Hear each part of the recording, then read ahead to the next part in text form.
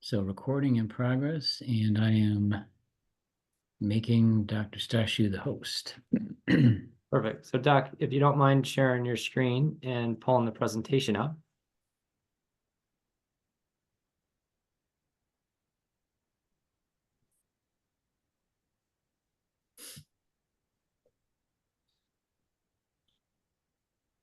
Okay.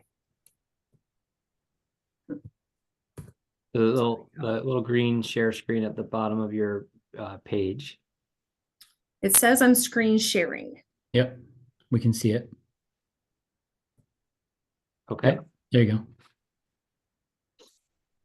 So Doc, I'm going to hand it over to you to walk through them. All right. Good evening, everybody. It looks to be a beautiful day out there. So thank you for spending some time with us tonight. As you can tell from today's topic, we're going to talk about ear tubes, adenoids, and tonsils. And these are the things that definitely you'll need an ENT to help you with when the pediatrician throws up their arms and says, go see them. So we'll kind of go through the slides, we'll go through some common topics, and then obviously focus a lot more on the why do you see an ENT? What do I do? What do I do surgically, and what to expect with your child's experience? So just a little bit of background. I actually grew up in Ohio, moved to South Carolina, went to college in South Carolina, and wound up doing medical school in Charleston, South Carolina. And that just wasn't my region. So I wound up coming to Western New York and have been very, very happy with my beautiful patient population here that I've grown to love. And I've been into practice here about 13 years. So, and just I do general pediatric, general adult, thyroid, salivary, sinus, all that kind of stuff. So plenty of that work to be done around here.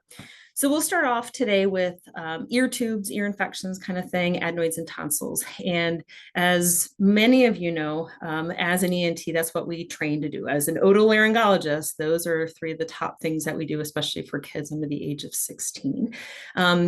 With ears, we'll kind of go through some basic anatomy, some guidelines and those sorts of things, and then get to the adenoids and tonsils. And then obviously at the end, get through some questions. All right, so we'll start with the ear. As you know, we all know about the ears. We pierce them and, you know, they sometimes act cranky, and there's some critical parts to the ear. And the main thing that the kids come in with to see an ENT is for middle ear infection. So not the outer ear, not the ear canal where we make wax, but the space behind the eardrum. And what you're seeing where my pointer is right now is this is the area that can get blocked up with fluid.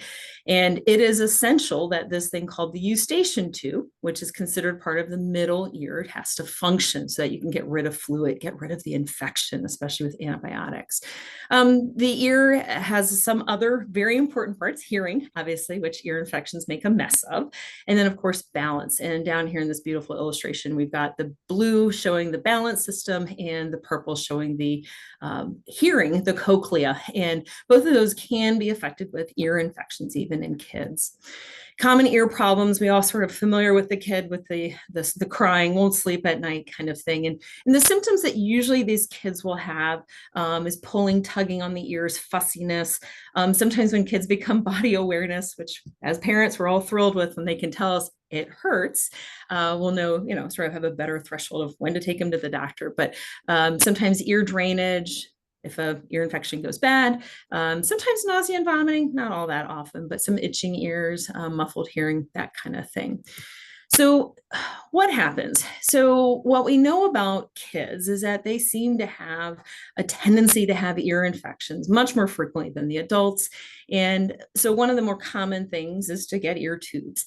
And, you know, here are a few statistics. By the age of 3, 1 out of 15 children will have ear tubes inserted. So that's probably one of the most common surgical procedures that kids will have. Kids under the age of 7 are at increased risk for this to happen, mainly because their anatomy just is not mature enough. And it's both an anatomical, but also an immune system issue. And unfortunately, attending daycare, and whether it's daycare when you're an infant or a toddler or starting pre-K, it seems like as soon as they start attending group classrooms, group functions, that it doubles their risk of getting ear infections. So it's sometimes a tough pill for parents.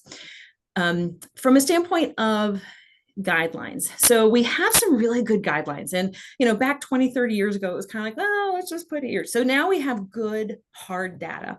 And as boring as this slide is, there are a few really important things. So a recurrent otitis media, so an ear infection, one that comes back over and over again. So we look at ones that 3 infections within 6 months. So 3 diagnosed ear infections needing antibiotics, and then 4 infections within 12 months. And, it used to be before COVID, okay. And now since COVID, it seems to be a little more of a need. And epidemiologists, immunologists will tell you, could be a bunch of different things, right?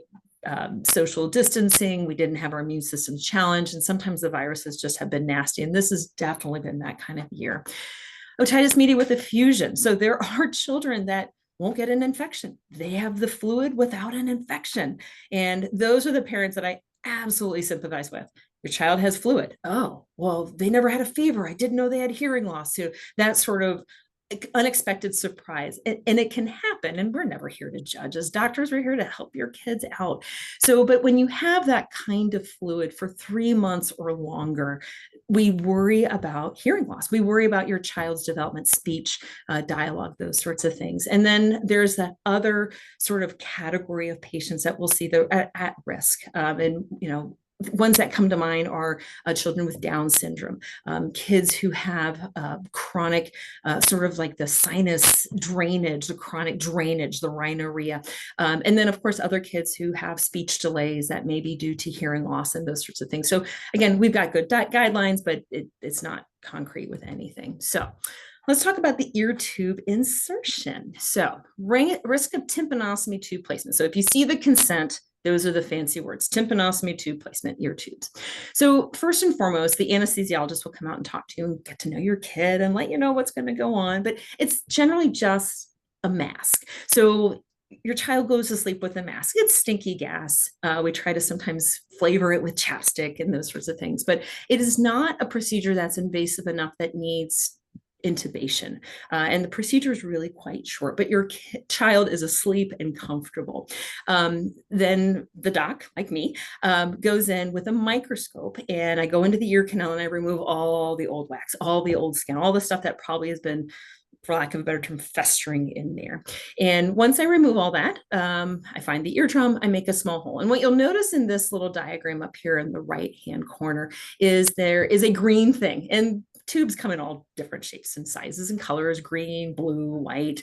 And with that hole in the eardrum, I remove all the fluid with suction, and then I put a tube in there. And from a standpoint of inserting the tube, it's not a technically challenging procedure, but some can be easier than others. And you always worry about healing, and the surgeon will definitely come out and talk to you about, hey, your child had such and such, and what to expect. They do get a dose of ear drops while they're still under. So putting a tube in, getting the drops in there, we know already that we're going to get your child's ear health in the right direction immediately from a standpoint of getting concentrated eardrops. And eardrops are so much more concentrated than the oral antibiotics. So immediately we're targeting something from a very, very different direction and a lot more effectiveness. So, and the procedure is typically less than 15 minutes. All right. So after the ear procedure, so you're going to see your child, oh my gosh, it's over, which is great. You typically will see your child not liking the wake up from anesthesia. It's always a little sort of, they're almost disoriented. It's almost like they're coming out from, I always want to say that it's kind of waking up from a bad dream, almost like a night terror. And they're just crying and screaming off the anesthesia. Kids don't like that, that sort of feeling. That usually goes away within half an hour or so. And typically, as soon as your child feels like they're eating and drinking and look comfortable, they can go home. So it's pretty quick. They may still be this irritable and sleepy and hungry for the rest of the day. Honestly, they do have to be without food and drink for the appropriate amount of hours before the procedure. And that's usually one of the toughest things about your day of surgery. So, hungry children. All right. So after that, you will have directions. They always give you a printout of what to do. The cotton ball in the ear canals, my thought is if they could keep them in there until they get to the post-operative recovery, we're doing great. After that, the kids just hate things in your ears. And then the old pillowcases, because those first few days, there could be fun stuff coming out.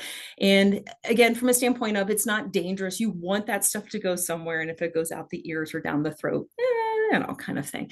Pain control, Tylenol and ibuprofen do really great. Kids typically don't need anything stronger than that. And then the first week of ear tube care, you will want to keep the ears dry. If you want to try to put a cotton ball in there, great. Put a little bit of petroleum jelly on it and make it go away. But from a standpoint, kids typically don't like things in their ears. So no swimming, no submerging their head during bath time, but that's really about it. And the nice thing about these ear tubes is that they're really quite small. And unless your child has a new aversion to bathing or water exposure, I don't really worry about earplugs, especially with swimming, especially the kids that are 4 and under, they're typically paddling, swimming, just sort of with their head above water.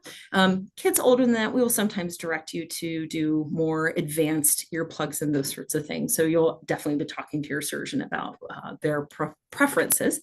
Some of just a few things, fever 101, uncontrollable ear pain, drainage that smells bad, especially if that happens after the first week of having the ear tubes, might indicate a new infection, which can happen. You can have ear tubes and get another infection, but it will drain. And suddenly we can target that ear infection with drops and not necessarily an oral antibiotic. Life of an ear tube. It typically lasts at least 6 months to about 2 years. Unfortunately, I definitely have seen ear tubes fall out sooner, which is always a disappointment.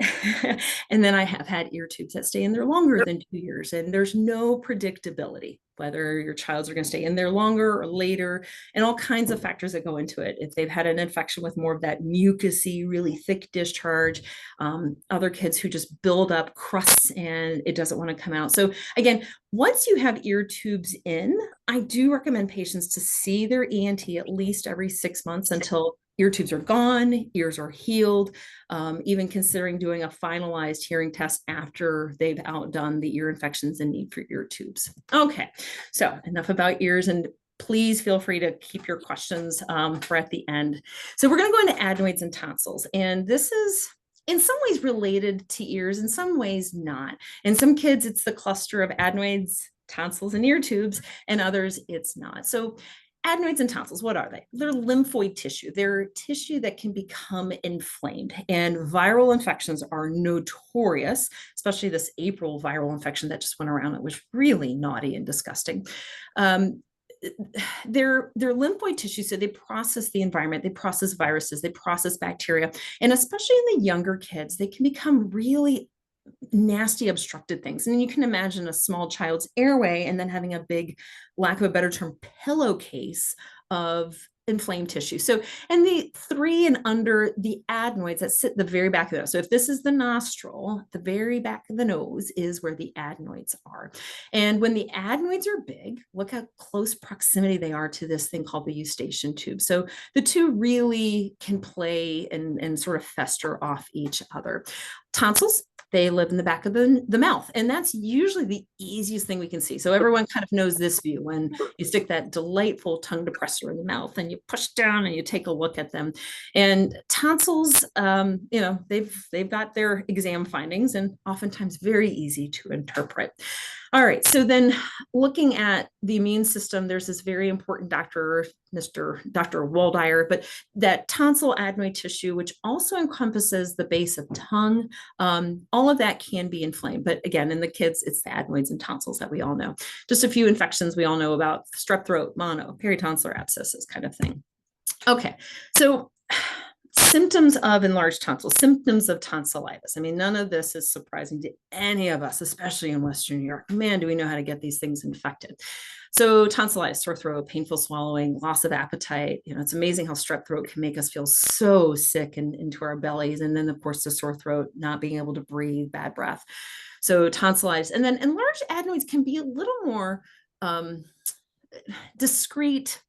I almost call it like ninja, kind of, sort of can kind of hide behind the scenes. And with nasal speech, all the time, that's like this. And when they sound like that and the tonsils aren't big, well, we're going to start looking at the adenoids. Recurring ear infections, that can also be part of what happens with the adenoids that don't really easily manifest on an exam. Sleep apnea, especially the kids under age 4 when the tonsils aren't big, and mouth breathing. The things with the adenoids, excuse me, is that they're not necessarily painful. They can be with a viral infection. They can cause a sore throat or be part of the sore throat, but they're almost a little more in the background of things. So again, we don't really swab the adenoids like we do strep throat. And even in COVID, I mean, stuck the swab all the way in the nose, but it really wasn't in the adenoids. So let's see here, this beautiful little slide. So these are just some of the more common things that we'll see that cause infections. I have never seen a parasitic infection in adenoids and tonsils. Knocking on wood on that one. Things that can aggravate it though: allergy, cigarette smoke, and then of course infections. Here's a beautiful picture on a profile. So we've kind of steered away from doing neck x-rays now that we have other tools, and we'll talk about that in just a minute. But the adenoids, again, this is sort of a smallish adenoid bed. And then you can see here a larger adenoid bed. So you can just imagine that, it really can take some very important surface area or some passage of an airway. And then of course, we all know about the tonsils, and we'll talk a little bit more of that in the future slide. Okay, diagnosing. So here we go. What's going to happen? So you come to an ENT and we will typically ask all about, okay, what symptoms, what have you been seeing with your child, medical history, mom, dad, brother, sister, anyone else have adenoid issues? Because it can play a factor. So there's some family history that can be factored into all of this. Obviously, we'll check your ears, the nose, the mouth, the throat, check for lymph nodes. And then it's really hard to directly see adenoids. There are some children, I've seen them, and they're sticking out into the nasal cavity, and I can see them with my special headlight and glasses. And other kids that may not be quite as obvious. And so there's something called a nasal scope, and it's almost like a spaghetti noodle, and it's a small little camera. And I wouldn't say it's the most pleasant, but it's accurate. It's really quick, and it takes the mystery out of, does my child have or not big adenoids, and how big are they? And depending on sort of your child's demeanor, what sort of the demeanor is and how the interaction is with your physician, sometimes it's not quite intolerable, and other times it's like, we might need someone to help. And we've got some wonderful medical assistants with years of experience to get your child through a very brief nasal scope exam, and it lasts 20 to 30 seconds, if that. And sometimes that will result in a culture, and whether it's a throat culture or a culture through the nose. But if there's a sign of infection and it doesn't seem to quite fit the story, there may be some things that we need to do. And it's really important to sort of have that discussion with the doc, with the provider at that time, to say, okay, what's going on? So from a standpoint, we try not to do x-rays anymore. The accuracy, your child being able to stay there, and then of course, putting your child through an unnecessary x-ray, right? Like, we always want to make sure that we're doing the least invasive, most accurate way of diagnosing. Okay. Okay, so we're going to go to adenoid removal real quick. So from a standpoint of adenoids, when they look large, so this is a good picture of what I would see with my spaghetti noodle scope. And what I'm seeing here is that this is probably about 75% obstructed, and that's a lot of adenoid tissue. And you can kind of tell it's lobulated, kind of angry. Again, no pus, no red stuff kind of thing. So, snoring excessively, that would go with this, trouble breathing through the nose, even sleep apnea, especially in those kids that don't have big tonsils. Ear infections. We will, when children need a second set of ear tubes. So they already had one set of ear tubes, things went well, ear tubes fell out, fluid came right back. Ear infections came right back. There is guidelines to suggest that with a second set of ear tubes, you may need your adenoids out. And what they notice is if we do an adenoidectomy with a second set of ear tubes, that kids do better long-term wise. They're less likely to need that third set of ear tubes. They're less likely to have as many infections. So something to keep in mind. And again, your provider will help walk you through what your child's needs are. And then from a standpoint of, just a little thing, that the adenoids do shrink with age. Yay! So small little things like that. Okay, so let's go to the adenoidectomy. So this is our procedure that we remove the adenoids. So it is under general anesthesia. So your child will need to go to sleep, will need to be intubated, and we go through the mouth. So in this picture, a little simplified diagram, we go through the mouth and we use a mirror to see what's going on in the back of the nose. And we use one of several different techniques to remove adenoids. Procedure's about half an hour. I typically am one to use what we call a coblation, and I'll go over that in a little bit. But there's shaver, there's electric cautery, and they're all effective ways to remove adenoids. And the nice thing about the adenoids is that the adenoids live in the back of the nose. So if it is indicated, and we'll go into the tonsils in a minute, we often do tonsils and adenoids together. Tonsil and adenoids, adenotonsillectomy kind of thing.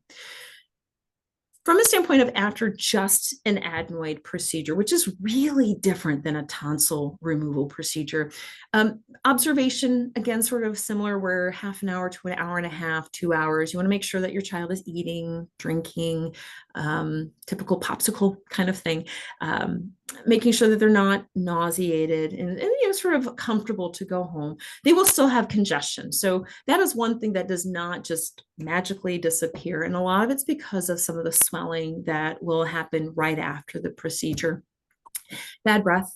I'm not even sure how to prepare my parents for that. Your child will just smell like something really did not go well. And it's out there for a week. They won't notice it. It's amazing how the kids just don't know it, but everyone else will. And that will go away. That will go away.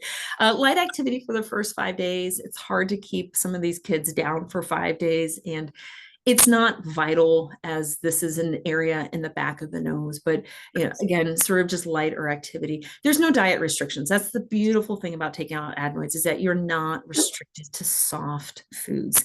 And some kids will have a preference for softer foods for those first few days, but that's not required. Pain, mild to moderate. Tylenol and ibuprofen seems to be very effective to get patients through that. It can take about 2 weeks to heal. I would say that most of my patients will really start sounding like they had their surgery about 2 weeks after the procedure. Obviously, some things down here: nausea, vomiting, fever, nasal drainage that looks like pus, especially if your child unfortunately gets sick in their 2 weeks of recovery. That can happen. Okay, so let's go back to tonsils. Tonsils, a little bit different beast. And with the tonsils, first and foremost, let me just kind of teach you a little bit about what we see when we examine a child and their tonsils. So open their mouth, push down with the tongue depressor, and these beautiful 4 categories of 1 plus 2 plus 3, grade 1, grade 2, grade 3, grade 4. And there's some big debates actually in the ENT world about how restricted we are with grading tonsils like this. It doesn't take the width. I mean, some kids have grade 2 tonsils, but they're as wide as they are deep.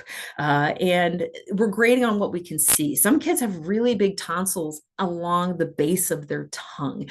So there's some restrictions. And again, wonderful that we have categories, wonderful that we can communicate with each other pretty, with a similar scale, but at the same time, it isn't if you only have, grade 2, you definitely don't need surgery. That's not always the case.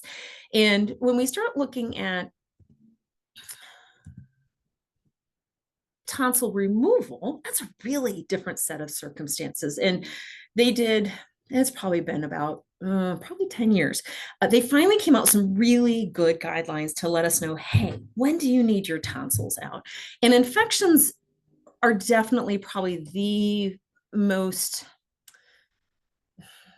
serious criteria that come with the tonsils. And there is a number of infections that you really should meet criteria for before someone says, oh, you've had enough tonsil infections to have your tonsils removed. Now, just infections, not size, not some of the other factors that we'll go into. So you'll see this really significant number, 7 episodes in 1 year. That's 7 courses of antibiotics for just strep throat.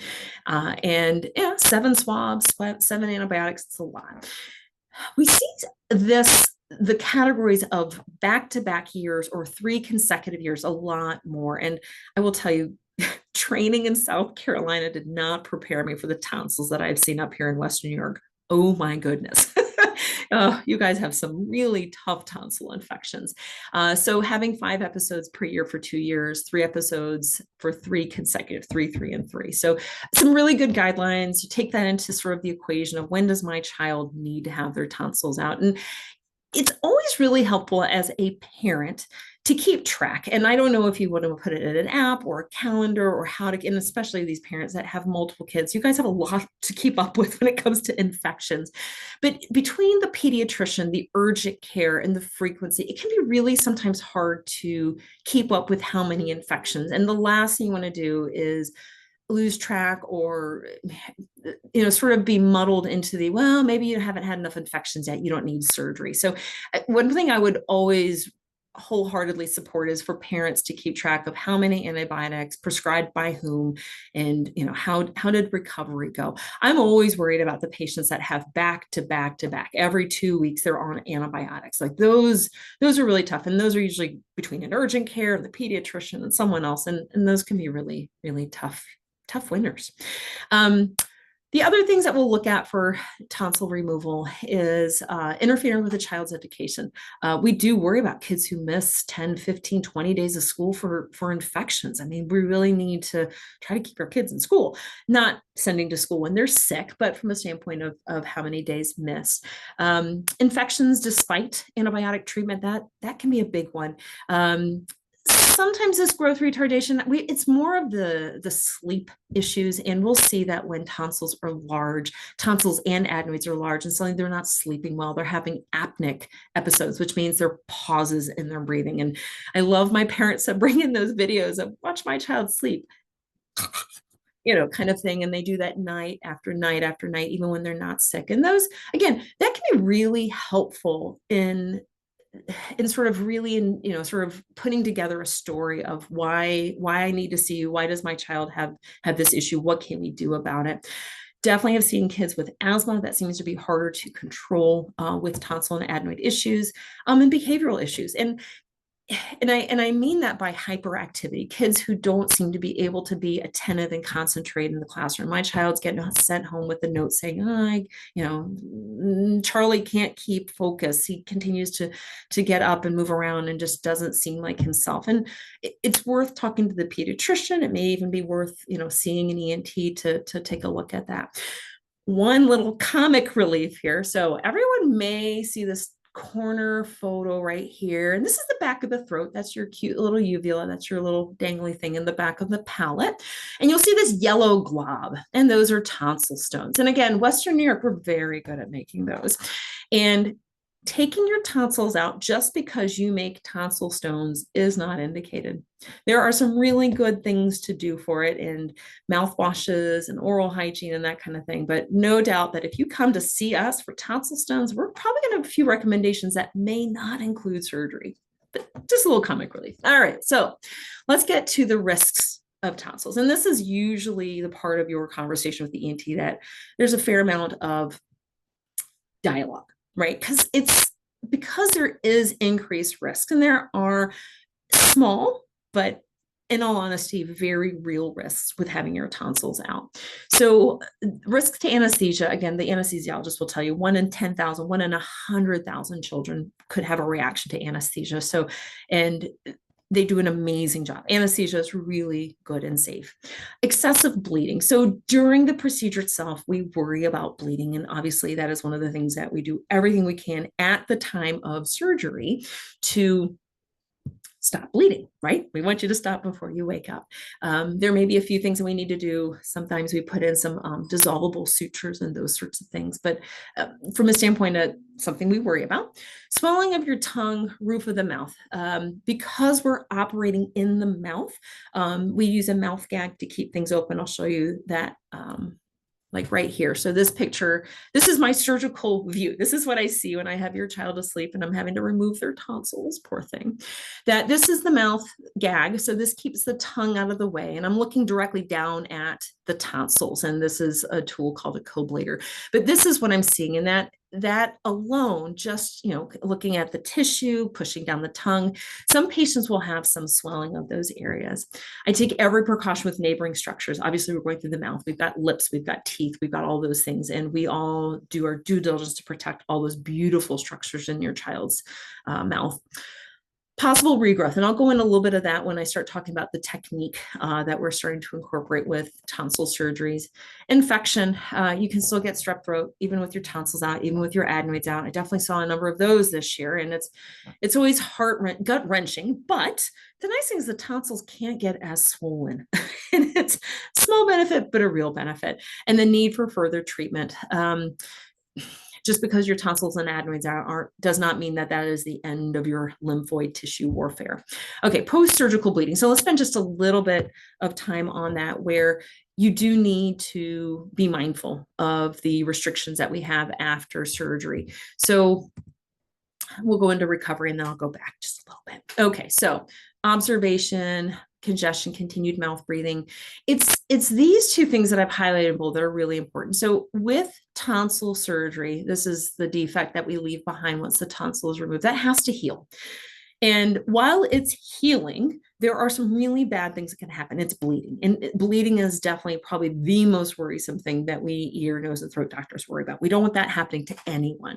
So the things to do to prevent it, to try from happening, and it still can happen even if you're doing everything right, is light activity for the 10 to 14 days. So that means no pool, no running around, no travel baseball. Like, you've got to be light activity, movie watching, that kind of thing. Running around screaming, you worry that you could create a potential for a bleed.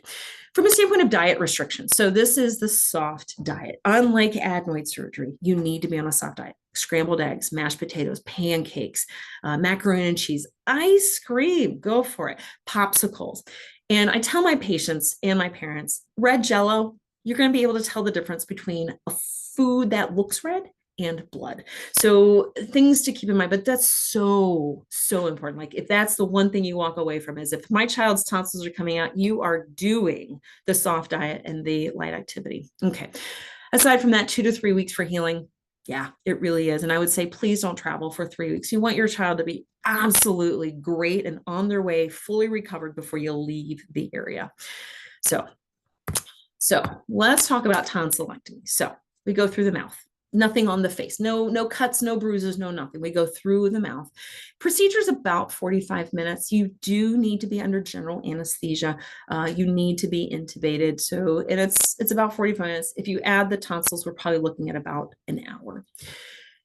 So this is sort of one more big point that I want to get before we sort of tidy things up, is where we are now with removal of tonsils and where we used to be 10, 15, 20 years ago. And this traditional tonsillectomy is a technique that we used to use where you would take all the tonsil tissue. We go along the pillowcase of the tonsil, we carve every last little bit out.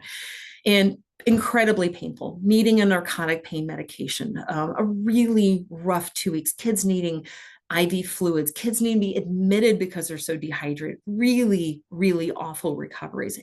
And then suddenly technology and research and our pediatric ENTs really took a hard look at what are we doing?